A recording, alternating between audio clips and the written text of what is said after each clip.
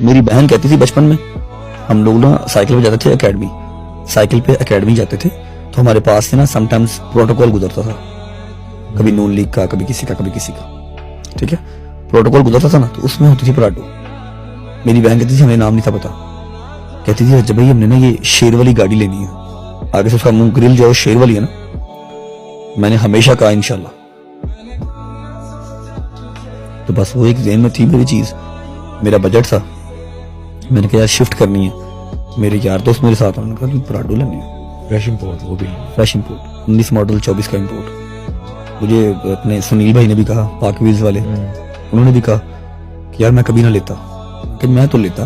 میں وہی کہہ رہا ہوں، یہ بہت تھی انہوں نے کہا میں کبھی نہ لیتا، اتنے پیسوں کے اندر، اتنے پیسوں کے اندر میں کروزر لے سکتا تھا، لیکن پرانے ماڈل کا.